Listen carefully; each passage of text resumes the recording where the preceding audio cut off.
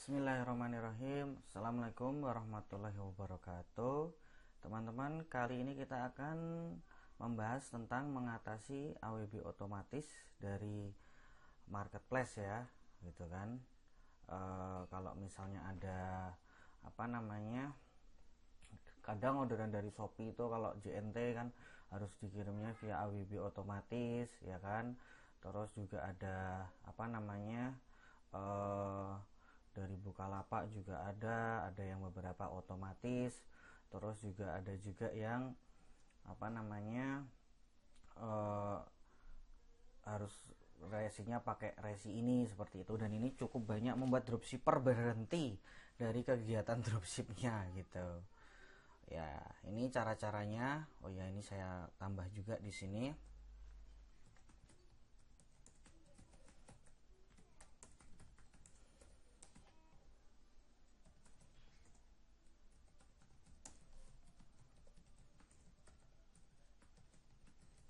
Ya, cara yang pertama adalah cari supplier yang bisa diajak kerjasama atau mau kirim dengan AWB kita gitu.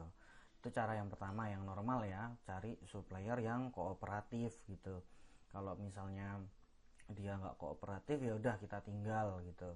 Nah, caranya gimana? Caranya bisa kita inbox, misal supplier kita di Tokopedia, kita dapat supplier, dapat produk, ya kita inbox aja.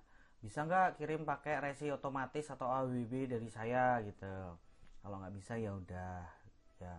Atau bisa nggak, kedua nih, cari supplier yang mau diorder via WA atau web di luar marketplace. Ini juga bisa kita cari, atau di marketplace juga kita inbox minta WA-nya, bisa nggak order lewat WA, karena saya banyak orderan di Shopee atau di ini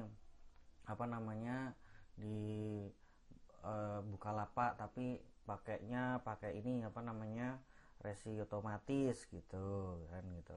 Kalau nggak mau cara yang satu dan dua, teman-teman bisa cari supplier yang barangnya bisa diambil offline, otomatis yang satu kota. Jadi di inbox di WA, bisa nggak saya ambil sendiri barangnya kalau saya pas ada orderan, terus kita kirim sendiri pakai AWB kita bawa ke JNT atau ke Ninja atau kemana seperti itu. Nah, cara yang keempat adalah setting ekspedisi hanya pos aja, pos atau wahana gitu. Tapi ada kelemahannya juga teman-teman. Kelemahannya jadi nggak bisa ikut promo-promo free ongkir, karena kan kadang free ongkir itu kan dari mana, dari JNT, dari JNE, atau dari lain-lainnya kan gitu. Jadi apa namanya eh jadi kita mintanya hanya pos saja, pos pos pos eh, pos saja gitu. Tapi dan belum tentu supplier kita ada pos gitu. Tapi ini relatif aman teman-teman, karena kalau pos itu tidak ada AWB otomatis, belum ada gitu.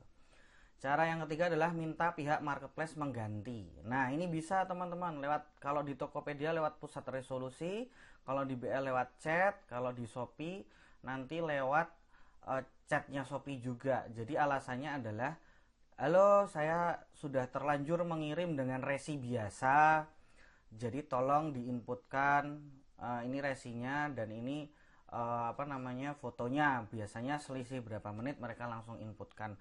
Tapi teman-teman harus punya backup foto resinya tersebut gitu. Jadi mau berapa orderan juga ya marketplace mau, tapi jadi kita kerja agak double sih nanti untuk ngeralat itu gitu. Nah, kalau kita tidak mau dengan cara itu dan mungkin supplier kita tidak kooperatif, kita bisa menggunakan pihak ketiga. Pihak ketiganya apa aja gitu kan? Pihak ketiga itu bisa orang atau teman yang satu kota dengan supplier, atau gudang fulfillment online ya.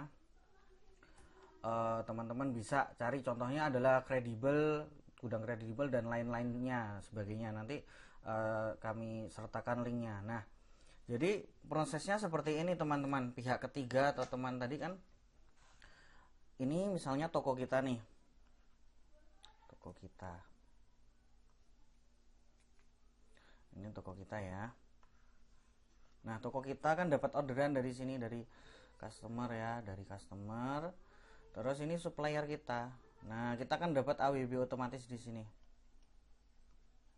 Nah, padahal kita kan ada di luar kota dan dia nggak mau, suppliernya ini nggak mau ini nih apa namanya, nggak mau kooperatif gitu. Nah nggak apa-apa, kita order aja ke pihak ketiga.